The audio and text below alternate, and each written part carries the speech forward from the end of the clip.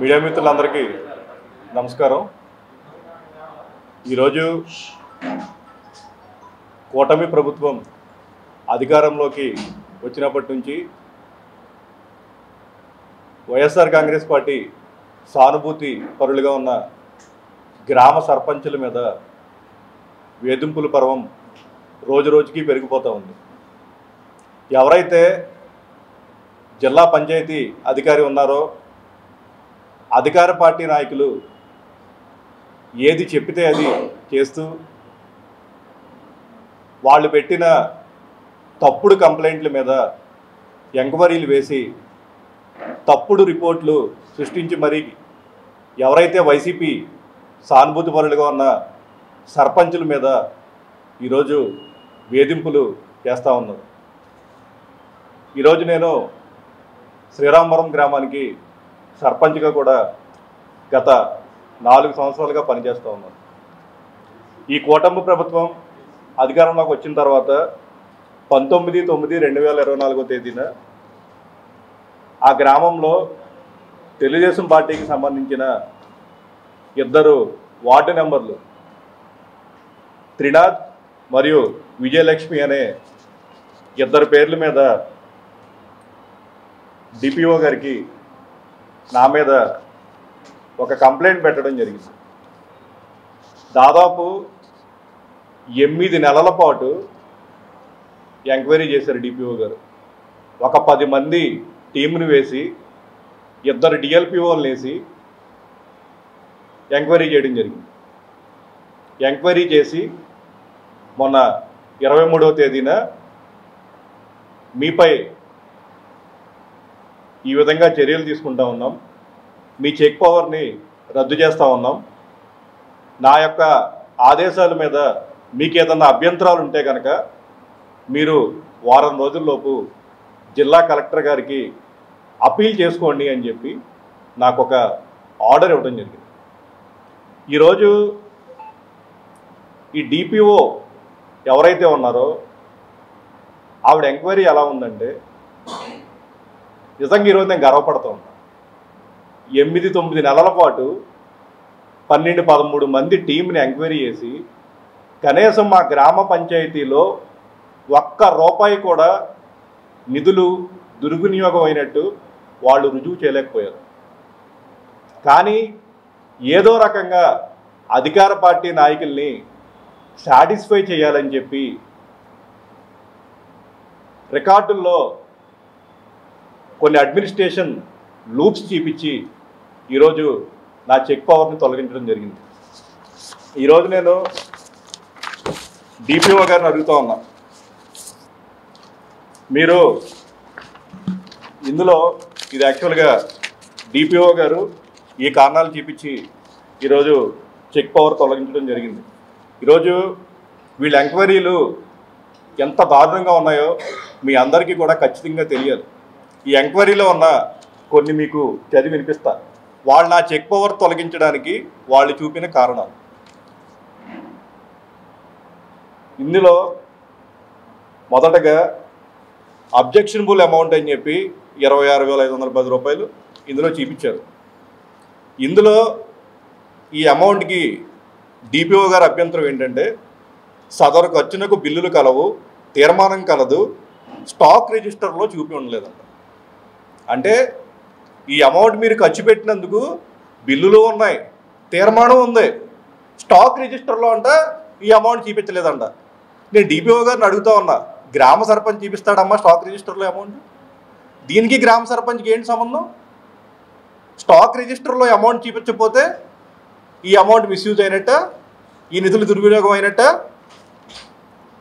అలాగే ఇంకొకటి ₹20,875 సదరు ఖర్చునకు ఎన్ఎంఆర్ కలదు, ఏఈఆర్డబ్ల్యూఎస్ ధృవీకరణ కూడా ఉంది, కానీ స్టాక్ రిజిస్టర్లో చూపించలేదు. కావున ఇది కూడా అధికార దుర్వినియోగం అంట. తర్వాత ఎల్ఈడి లైట్స్ పర్చేస్ ₹131,000 సదరు ఖర్చునకు బిల్లులు కలవు, స్టాక్ రిజిస్టర్లో చూపించలేదు. అంటే 131,000 పెట్టి ఎల్ఈడి లైట్స్ కొన్నారు, బిల్లులు ఉన్నాయి, మా ఎంక్వైరీలో బిల్లులు కూడా ఉన్నట్టు తేలింది, కానీ స్టాక్ రిజిస్టర్లో చూపించలేదు కాబట్టి ఇవన్నీ నిధులు కూడా దుర్వినియోగం అయినట్టు మన డిపిఓ గారు చెప్తా ఉన్నారు. అలాగే ఇంకొకటి,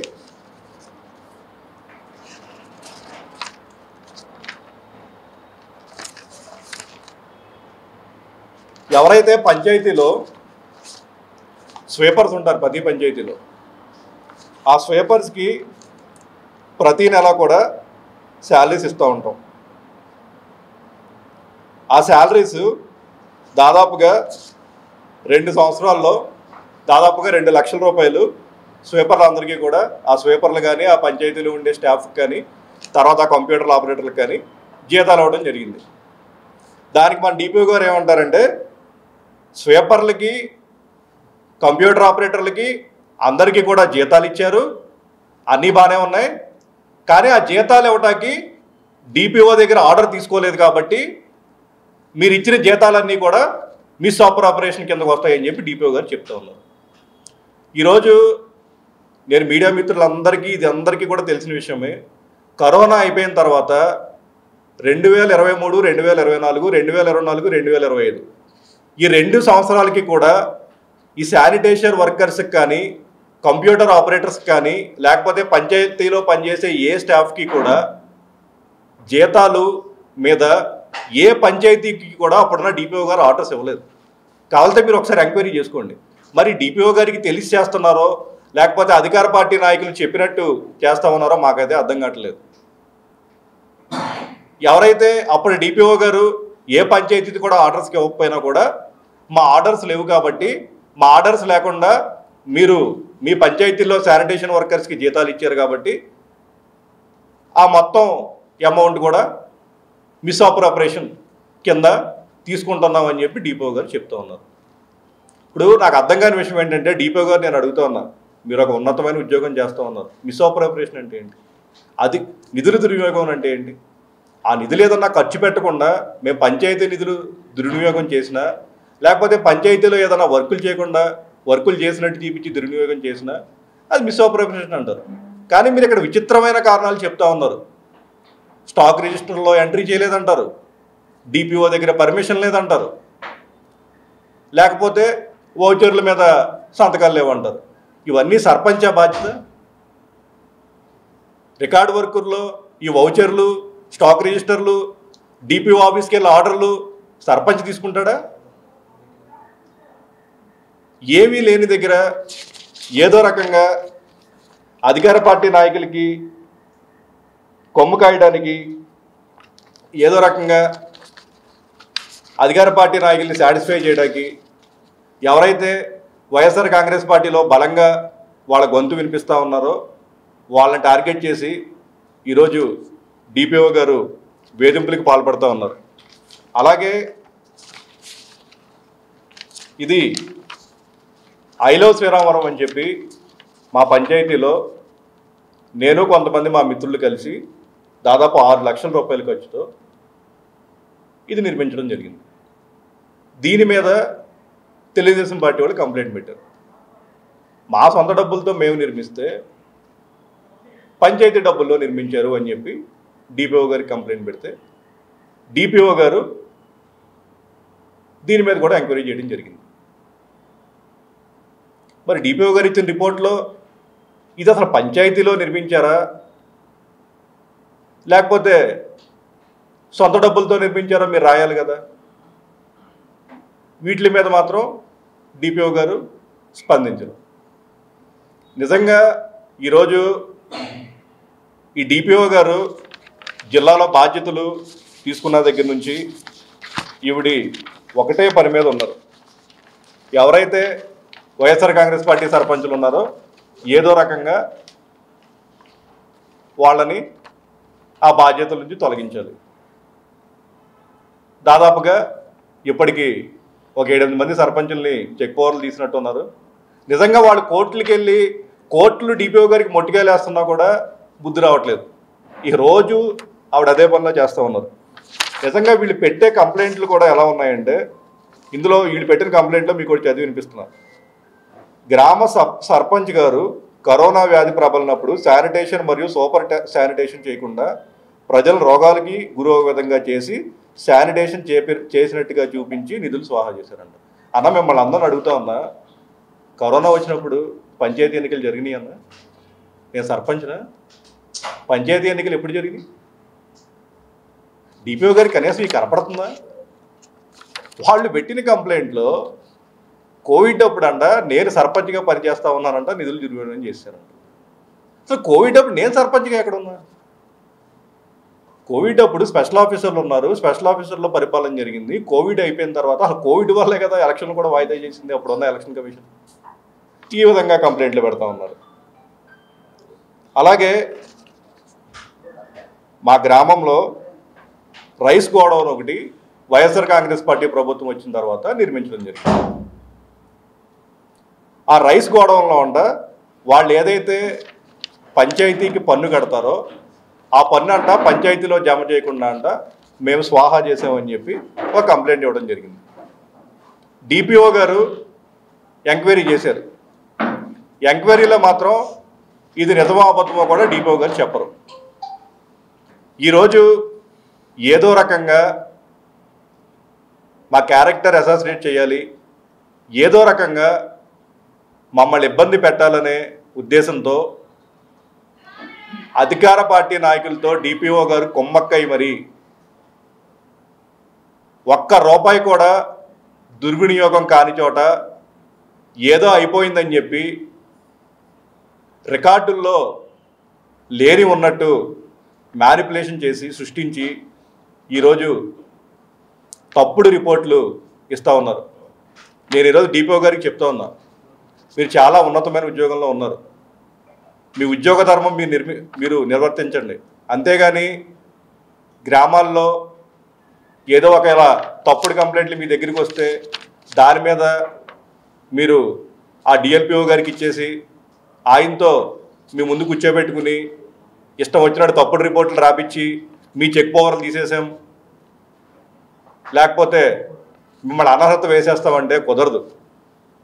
ఈరోజు నేను డిపో గారు చెప్తా ఉన్నా, ఖచ్చితంగా మీ మీద మేము న్యాయస్థానాల్లో కూడా పోరాడతాం.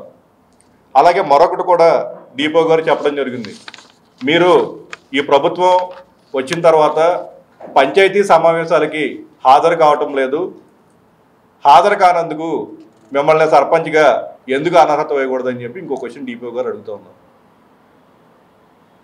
అక్కడ ఎప్పుడు సాధారణ సమావేశం పెట్టినా కూడా ఆ సాధారణ సమావేశం పెట్టిన రోజున యాంటీ సోషల్ ఎలిమెంట్స్ని ఆ గ్రామంలో పోగు చేసి బయట నుంచి రౌడీలను తీసుకొచ్చి ఏ రోజు సమావేశం అక్కడ పెడుతుంటే ఆ రోజు గొడవలు చేయడానికి అధికార పార్టీ నాయకులు ప్రయత్నాలు చేస్తూ ఉంటే మీ దగ్గరికి మేము 4-5 సార్లు వచ్చి మీకు చెప్పడం జరిగింది. ఇది పరిస్థితి డిపిఓ గారు. అక్కడ మీటింగు పెడితే మా మీద దాడులు చేయడానికి చూస్తున్నారు, మమ్మల్ని చంపడానికి చూస్తున్నారు, మీరు మాకు పోలీస్ ప్రొటెక్షన్ ఇచ్చి మీటింగ్ జరిగేలా చేయండి అంటే కనీసం మీరు స్పందించరు. దాదాపుగా 4-5 మీటింగ్లు మేము అక్కడ పెట్టి ఆఖరికి అక్కడ లా అండ్ ఆర్డర్ ఇష్యూస్ వస్తున్నాయని చెప్పి పోలీసులు మాకు చెప్పి ఆ మీటింగ్స్ కూడా క్యాన్సిల్ చేయడం జరిగింది. వీళ్ళే మీటింగ్స్ పెడతారు, అక్కడేమో అధికార పార్టీ నాయకులు మీటింగ్స్ జరగకూడదు, మీటింగ్స్ జరగకపోతే ఏదో రకంగా సర్పంచ్గా డిస్క్వాలిఫై చేయొచ్చు అని చెప్పి వాళ్ళు అక్కడ రౌడీలు పోగు చేసి మమ్మల్ని చంపడానికి మా మీద దాడులు చేయడానికి చూస్తూ ఉన్నారు. కలెక్టర్ గారిని కలిసి చెప్పడం జరిగింది, ఇలా నేను సర్పంచ్గా విధులను నిర్వహించడానికి పంచాయతీ ఆఫీస్లో మీటింగ్కి వెళ్తా ఉంటే ఈ రకంగా దాడులు చేయడానికి చూస్తున్నారు, మాకు మా వార్డు మెంబర్లకి రక్షణ కల్పించండి అని చెప్పి కలెక్టర్ గారికి కూడా రిక్వెస్ట్ చేస్తే కలెక్టర్ గారు ఎస్పీ గారికి లెటర్ పెట్టడం జరిగింది. కానీ డిపిఓ గారు ఎన్నిసార్లు కలిసినా 4-5 సార్లు కలిస్తే ఆవిడ రెస్పాండ్ అవ్వకుండా 5వ సారి నాకు లెటర్ రాయడం జరిగింది. మీ సెక్యూరిటీ బాధ్యత నాది కాదు, మీటింగ్ పెట్టడం వరకే నాది బాధ్యత, అక్కడ ఏదన్నా సెక్యూరిటీ ఇష్యూస్ వస్తే నాకు సంబంధం లేదు, మీ చావు మీరు చావండి అని చెప్పి డిపిఓ గారు రిప్లై ఇవ్వడం జరిగింది. ఈరోజు అధికార పార్టీ నాయకులు డిపిఓ గారు ఒకటే ఉద్దేశంతో పనిచేస్తూ ఉన్నారు, ఏదో రకంగా గ్రామ సర్పంచ్గా నన్ను డిస్క్వాలిఫై చేయాలి, డిస్క్వాలిఫై చేసి పంచాయతీని వాళ్ళ చేతిలో పెట్టి పంచాయతీ రన్ చేయించాలి. ఇంకో దారుణమైన విషయం ఏంటంటే కలెక్టర్ గారు స్వయంగా డిపిఓ గారికి చెప్పడం జరిగింది. ఆ గ్రామంలో శాంతి భద్రతలు ఇష్యూస్ ఉన్నాయి కదా, అక్కడ పరిపాలనకి ఎటువంటి ఆటంకం లేకుండా సర్పంచ్ గారి దగ్గరికి ఆ సెక్రటరీని పంపించి ఆ బిల్స్ ఏమన్నా ఉంటే ఏమన్నా సంతకాలు కానీ ఏమన్నా అమౌంట్స్ కానీ బిల్స్ పెట్టాలంటే పెట్టించి అక్కడ ఇబ్బంది లేకుండా చేయండి అని చెప్పి డిపిఓ గారికి చెప్తే ఇవాళకి కూడా కలెక్టర్ గారు చెప్పిందని డిపిఓ గారు ఇంప్లిమెంట్ చేసిన దాఖలు. ఈరోజు నేను చెప్తా ఉన్నా, ఈ డిపిఓ గారు ఏదైతే మా మీద దిగుతున్న ఈ కక్ష సాధింపు చర్యలు కానీ, ఆవిడ చేస్తున్న ఈ తప్పుడు ఎంక్వైరీలు కానీ, ఆవిడ ఇస్తున్న ఈ తప్పుడు రిపోర్టులకు కానీ ఖచ్చితంగా మేము డిపిఓ గారి మీద కోర్టులో పోరాడతాం. ఈరోజు నాతోనే కాదు, దెందులూరు నియోజకవర్గంలో దాదాపుగా 7-8 పంచాయతీలు లైన్లో ఉన్నాయి. ఇదే రకంగా చెక్ పవర్లు రద్దు చేయడానికి డిపిఓ గారు చక్కగా రిపోర్టులు రెడీ చేసి పెట్టుకున్నారు. ఆవిడ ఒకటే ఉద్దేశంతో పనిచేస్తూ ఉన్నారు. అధికార పార్టీ నాయకులు ఏ సర్పంచ్ని తీసేయమంటే ఆయన తీసేయాలి. ఖచ్చితంగా ఆవిడిచ్చిన ఆర్డర్స్ మీద కలెక్టర్ గారికి కూడా అప్పీల్ చేస్తాం. కలెక్టర్ గారికి కలిసి జరిగిన విషయం అంతా కూడా ఆవిడకి కూడా చెప్తాం. కలెక్టర్ గారు న్యాయం చేస్తారని చెప్పి మేము నమ్ముతూ ఉన్నాం. లేని పక్షంలో కోర్టులో కూడా పోరాడి ఖచ్చితంగా మాకు జరిగిన అన్యాయానికి కోర్టులో కూడా పోరాడతాం. అలాగే నేను అధికార పార్టీ నాయకులకు కూడా నేను చెప్తా ఉన్నా, మీ ప్రభుత్వం వచ్చిన తర్వాత దాదాపుగా ఇప్పటికి 9 అక్రమ కేసులు పెట్టారు, రకరకాల వేధింపులు. ఇప్పుడు ఇంకొక అడుగు ముందుకేసి ఏదో రకంగా క్యారెక్టర్ అసాసినేట్ చేయాలి, ఏదో రకంగా ఇబ్బంది పెట్టాలనే ఉద్దేశంతో ఇప్పుడు ఇంకొక కొత్త దాన్ని తెర మీదకి తీసుకొచ్చి ఇబ్బంది పెట్టాలనే ప్రయత్నం చేస్తూ ఉన్నారు. ఇప్పుడు మీ టైం నడుస్తుంది, మీకు నచ్చినట్టు చేసుకోండి. కేసులు పెడతారో అరెస్టులు చేస్తారో ఏదైనా చేసుకోండి. కానీ నేను ఒకటే చెప్తా ఉన్నా, ఈరోజు చట్ట వ్యతిరేక పనులు చేస్తున్న అధికారులు ఖచ్చితంగా రేపనే రోజు వచ్చినప్పుడు మీరు చేసిన ప్రతి పనికి కూడా ఖచ్చితంగా మీరు సమాధానం చెప్పాల్సిన సమయం వస్తుంది. ఈరోజు ఏదో అధికార పార్టీ నాయకులు చెప్పారు కదా అని చెప్పి మీ ఇష్టం వచ్చినట్టు తప్పుడు రిపోర్ట్లు ఇస్తూ ఉన్నారు.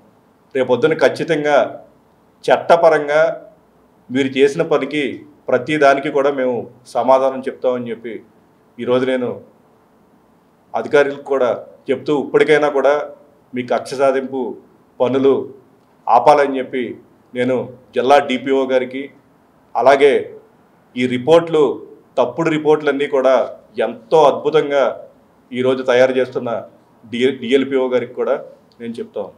మీడియా మిత్రులందరూ కూడా జైభీములు, ధన్యవాదాలు. మరి ఏలూరు జిల్లా సర్పంచులపై కక్ష సాధింపు చర్యలో భాగంగా దెందులూరు మండలం శ్రీరామారం సర్పంచ్ గారి మీద చెక్ పవర్ తీసేస్తామని నోటీస్ పంపటం చాలా బాధాకరమైన విషయం, విచారించదగ్గ విషయం.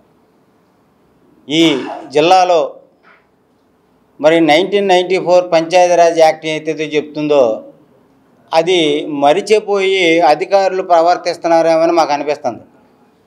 పంచాయతీరాజ్ వ్యవస్థనే బలోపేతం చేయాలని రాజ్యాంగంలో ఏదైతే 9వ షెడ్యూల్లో ఆర్టికల్ 243 నుంచి ఓ వరకు ఏదైతే చెప్పిందో దాన్ని మర్చిపోయేస్తున్నారు అధికారులు. రాజ్యాంగం చెప్పినా వినట్లా. పంచాయతీ సపరేట్గా మరి ఏదైతే ఇప్పుడు టీడీపీ గవర్నమెంట్ స్థాపించినటువంటి ఎన్టీ రామారావు గారు 1994 పంచాయతీరాజ్ యాక్ట్ని తీసుకొచ్చే సందర్భంలో ఆయన ముఖ్యమంత్రిగా ఉన్నప్పుడు గ్రామ పంచాయతీలని స్వయం ప్రతిపత్తి గల పంచాయతీలు కావాలని చెప్పిన మాట కూడా వినే పరిస్థితులు నేటి పాలకులు లేరనే విషయాన్ని మీకు నేను గుర్తు చేస్తున్నా. పంచాయతీలు అనేది, గ్రామ పంచాయతీలు అనేది లోకల్ గవర్నమెంట్, సర్పంచే బాస్. దేశంలో ఎవరికి లేనటువంటి పవర్స్ సర్పంచ్ గారికి ఉన్నాయి. సర్పంచ్ గారికి లేనటువంటి విధానాన్ని కల్పిస్తూ నేటి అధికారులు కక్ష సాధింపులో భాగంగా చేస్తున్నారంటే చాలా హేయమైన చర్య, బాధాకరమైన విషయం, చాలా విచారించదగ్గ విషయం. వాళ్ళ యొక్క CC&A రూల్స్ మర్చిపోయి ఎవరో చెప్పారని చెప్పి వాళ్ళ మాటలు విని కంప్లైంట్లు పెట్టించి ఆ కంప్లైంట్ల ద్వారా ఆ సర్పంచుల మీద కక్ష సాధింపు చర్య చేయటం చాలా విచారించదగ్గ విషయం. ఇలా ఈ జిల్లాలోనే చాలా చేసుకుంటూ వస్తున్నారు, దాన్ని ఎదిరించుకుంటూ వస్తున్నాం. ప్రతి చిన్న విషయాన్ని కోర్టుకు వెళ్ళి ఇది తప్పని నిరూపించుకొని తీసుకొస్తున్నాం. ఈ విషయంలో కూడా అదే జరుగుద్ది. శ్రీరామవరం సర్పంచ్ గారి విషయంలో కూడా అదే జరిగిద్ది. శ్రీరామవరం సర్పంచ్ గారి విషయంలో ఏం జరుగుతుంది ఏంటి అందరికీ తెలిసిన విషయం ఇది. ఇందులో దాగేది కాదు, ఇది ఓపెన్ సీక్రెట్. ఆయన ఊళ్ళోకి రానివ్వరు, ఊళ్ళోకి వస్తే గొడవలు సృష్టిస్తారు. గొడవలు సృష్టించిన తర్వాత ఆ గొడవలు జరిగే సమయంలో మరి ఏదైనా సర్పంచ్గా గ్రామ ప్రథమ పౌరుడిగా దిక్కులేదు అక్కడ. అలాంటి పరిస్థితి తీసుకొచ్చారు. ఆ హక్కును కల్పించవలసిన బాధ్యత మీదే, అది నేను చెప్పట్లా, చట్టం చెప్తుంది. మరి మీ పని మీరు చేయకుండా సర్పంచ్ గారి విధులని ఆటంకాలు కలిగిస్తున్న వారిపై చర్య తీసుకోకుండా తిరిగి మళ్ళీ సర్పంచ్ గారి మీదే చర్యలు తీసుకోవటం చాలా బాధాకరం. మరి కాబట్టి DPO గారు పునరాలోచించండి. మీపై అధికారులు ఉన్నారు, ఆల్రెడీ ఈ విషయం కలెక్టర్ గారి నోటీసులో ఉంది. కమిషనర్ గారి దగ్గరికి వెళ్తాం, చీఫ్ సెక్రటరీ గారి దగ్గరికి వెళ్తాం, లాస్ట్గా కోర్టు నుంచి వెళ్ళి న్యాయం తీసుకొస్తామనే విషయాన్ని ఈ మీడియా ద్వారా తెలియజేస్తున్నాం. ఏదైతే సర్పంచ్ గారికి ఉన్నటువంటి విధులు, హక్కులు ఏవైతున్నాయో వీటిని కాల రాస్తే చూస్తూ ఊరుకోమనే విషయాన్ని మీడియా ద్వారా మేము తెలియజేస్తున్నాము. ఏది జరిగినా ఇక్కడ మనకు తెలియదు ఏం కాదు. జ్యుడిషియల్, అడ్మినిస్ట్రేషన్, శాసనం, ఈ మూడు ద్వారా ఏదైనా పరిపాలన అనేది అందుద్ది అనేది సమాజానికి ప్రజాస్వామ్యంలో తెలియజేస్తుంది. సర్పంచ్ గారికి ఒక సెక్రటరీ గారు ఉంటారు. అడ్మినిస్ట్రేషన్ విషయాలన్నీ కూడా వాళ్ళే చూసుకుంటారు. సర్పంచ్ గారికి ఫైనాన్షియల్ విషయంలో ఏం అవసరం ఉంటుందండి? ఆ ఫైనాన్షియల్ విషయంలో సెక్రటరీ గారికి వచ్చి దాన్ని సైన్ చేయమని చెప్పి జాయింట్ సిగ్నేచర్ కాబట్టి ఆ జాయింట్ సిగ్నేచర్గా సంతకం పెట్టి తంబేయడం అనేది జరుగుద్ది. మిగిలిన విషయాలన్నిటి కూడా అడ్మినిస్ట్రేషన్ విషయంలోనే సెక్రటరీ గారే చూసుకుంటారు. అది సర్పంచ్ గారి తప్పేనా? దాన్ని భూతత్వంలో చూపిస్తారా? భూతత్వంలో చూపించినటువంటి అడ్మినిస్ట్రేషన్ని పక్కదారి పట్టించి రాబోయే కాలంలో భవిష్యత్తుకి ఏం తెలియజేస్తారు మీరు? చట్టాలని దుర్వినియోగం చేస్తున్నారమ్మా, సరిచేయండి అని మేమే చెప్తున్నాం. మీరే తప్పు చేయడానికి సిద్ధపడుతుంటే ప్రజాస్వామ్యాన్ని ఏ దిశగా మీరు ప్రజలకు చెప్తారు? ప్రజాస్వామ్యాన్ని ప్రజల చేత ఎన్నుకోబడినాడు, ప్రజల కొరకు ప్రజల యొక్క ఎన్నుకోబడినటువంటి ప్రజల చేత ఎన్నుకోబడినాడు సర్పంచ్నే అధికారంతో ఉన్నటువంటి మీరు వాళ్ళని సేవ్ చేయవలసిన బాధ్యత ఉంటే మీరు చేయాలి. వాస్తవంగా ఇది ఫలానా తప్పు జరిగింది సర్పంచ్ గారు అని చెప్పడానికి ఫైనాన్షియల్ మ్యాటర్లో సర్పంచ్ గారికి అని బాధ్యత ఉంటుందా?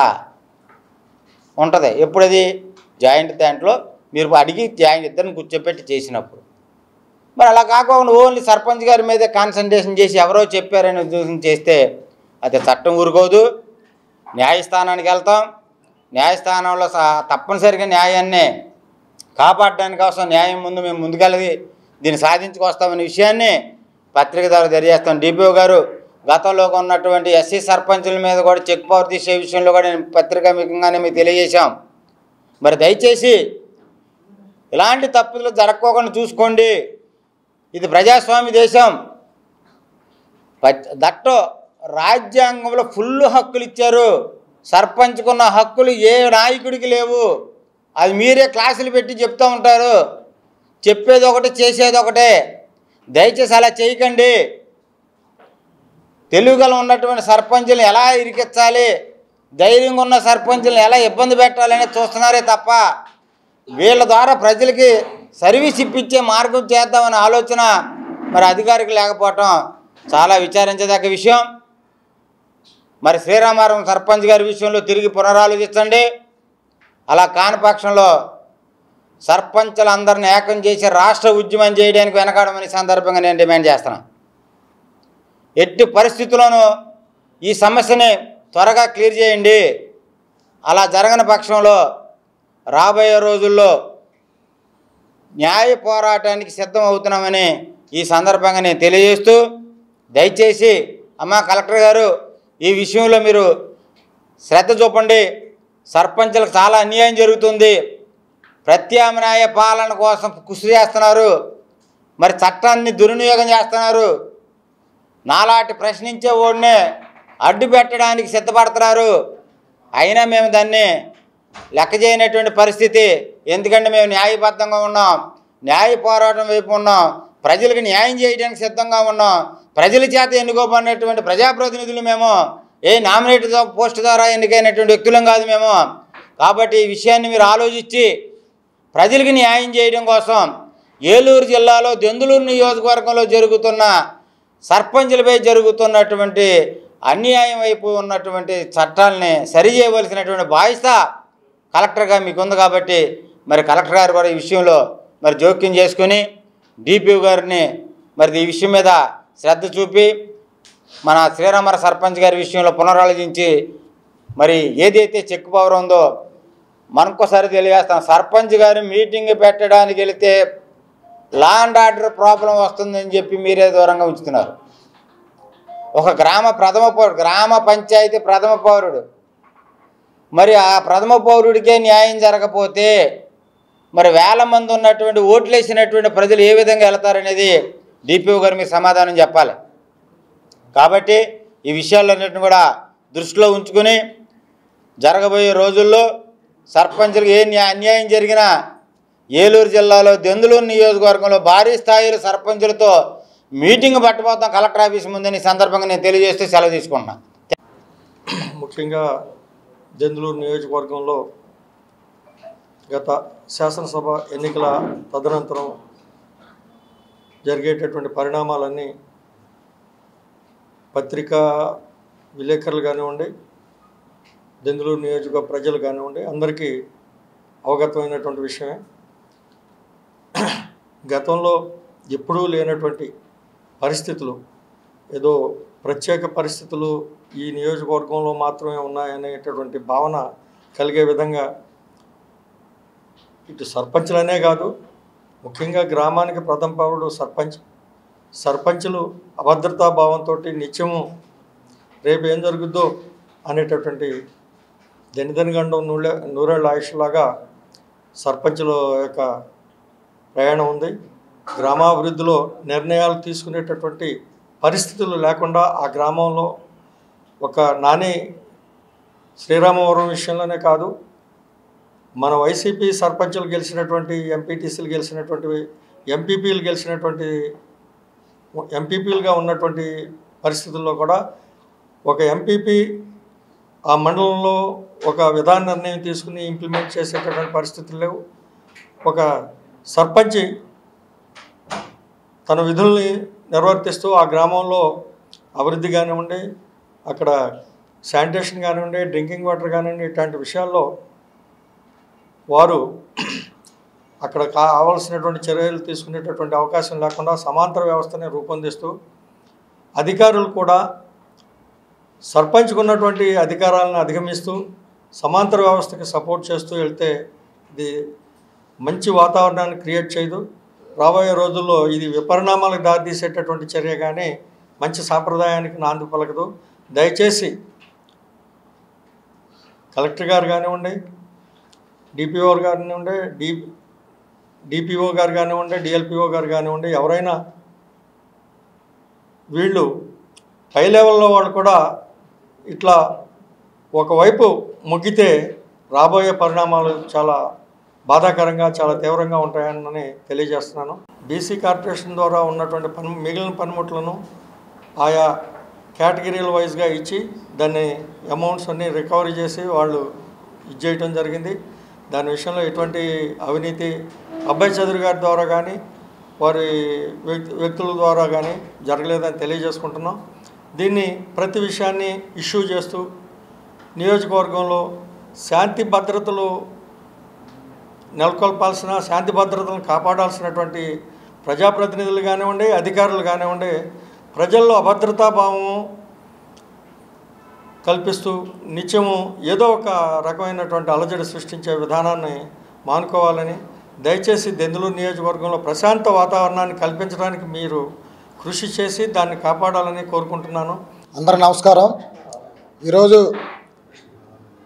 మా దెందులూరు నియోజకవర్గం శ్రీరామవరం సర్పంచ్ సోదరుడు కామిరెడ్డి నాని సర్పంచ్ రద్దు ఇష్యూపై ఈ రోజున మా దెందులూరు నియోజకవర్గం ముఖ్య నాయకులందరూ సమావేశం ఏర్పాటు చేయడం జరిగింది. మీరందరూ గమనిస్తూ ఉన్నారు, ఎలక్షన్ జరిగిన తర్వాత కాడి నుంచి ఈ దెందులూరు నియోజకవర్గంలో ఒక రాక్షస పాలన సాగుతూ ఉంటుంది. దానిలో భాగంగానే మరి సోదరుడు నాని మీద అనేకమైనటువంటి అక్రమ కేసులు పెట్టి మరి సంబంధం లేని విషయాల్లో కూడా అనేక రకమైనటువంటి ఇప్పటికే 9 కేసులు పెట్టి మరి నానిని వేధిస్తూ ఉన్నారు. మరి దానిలో భాగంగానే ఈ రోజున మరి సర్పంచ్ రద్దుని కూడా మరి రద్దు చేయడం మరి ఎంతవరకు ఈ సబబు అని చెప్పి ఈ సందర్భంగా మేము అడుగుతూ ఉన్నాం. దీన్ని తీవ్రంగా ఖండిస్తూ ఉన్నాం. ఎందుకంటే ప్రజల చేత ఎన్నుకోబడినటువంటి సర్పంచ్ ఏ విధమైనటువంటి తప్పు చేయకోకుండా ఆధారాలతో సహా ఏవి చూపించుకోకుండా మరి డిపిఓ గారు ఆయన యొక్క చెక్ పవర్ను రద్దు చేయడం అనేది చాలా హేయమైన చర్య. ఇది ఈ ప్రజాస్వామ్యంలో ఇది ఎంతవరకు కరెక్ట్ అని చెప్పి ప్రజలందరి చేత ఎన్నుకోబడినటువంటి సర్పంచులందరూ కూడా దీన్ని వ్యతిరేకిస్తూ ఉన్నారు. మరి ప్రజల కోసం పనిచేసేటువంటి సర్పంచుల్ని మీరు అధికార పార్టీకి ఒక తొత్తులుగా బానిసలుగా మారి ఈ విధంగా సర్పంచుల మీద ఈ విధంగా తప్పుడు ఆరోపణల్లో మీరే తప్పుడు రిపోర్టులు రాసేసి వాళ్ళ మీద చర్యలు తీసుకోవడానికి మీరు ఎంతవరకు కరెక్ట్ అని చెప్పి ఈ సందర్భంగా మేము అడుగుతూ ఉన్నాం. ఇది రానున్న రోజుల్లో ఈరోజు నానికి ఒక్కడికే కాదు, వైఎస్ఆర్ కాంగ్రెస్ పార్టీకి సంబంధించినటువంటి ఈ దెందులూరు నియోజకవర్గంలో కాదు రాష్ట్రంలో వైఎస్ఆర్ కాంగ్రెస్ పార్టీకి సంబంధించినటువంటి సర్పంచ్లే ఎక్కువగా ఉన్నారు. మరి మా పార్టీ వచ్చిన తర్వాత వాళ్ళు పరిపాలన ఎందుకు చేయాలనేటువంటి ఒక నియంత్రణమైనటువంటి ఒక పాలనతోనే వీళ్ళందరూ కూడా మా సర్పంచుల మీద ఇటువంటి తప్పుడు ఆరోపణలు చేసి వాళ్ళు చెక్ పవర్లు రద్దు చేస్తున్నారు. దీన్ని తీవ్రంగా ఖండిస్తూ ఉన్నాం.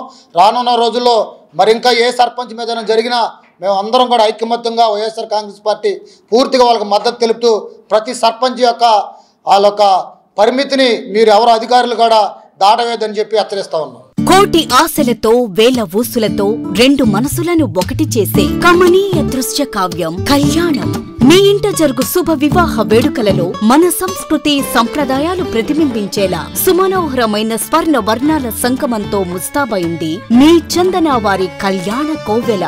అందరికంటే విభిన్నంగా ఎక్కువ కలెక్షన్స్ చౌక ధరలకే నవవధువుల కోసం ప్రత్యేకంగా కాంజీవరం నేతకారులచే రూపుదిద్దుకున్న వేవేల వర్ణాల పట్టు చీరలు కళా నైపుణ్యం కలగలిసి మీ అభిరుచికి అద్దం పట్టే పట్టు పదనిసలు అప్ టు డేట్ కలెక్షన్స్ తో మీ ఇంట వివాహ వేడుకలకు కావలసిన డిజైనర్ సారీస్, ఫ్యాన్సీ సారీస్, పెట్టుబడి చీరలు, ladies churidars, dress materials, ghagras, gents shootings and shirtings, men's branded readymades, complete kids wear collections తో మీకు అపూర్వ స్వాగతం పలుకుతోంది మీ చందన వారి కళ్యాణ కోవెల.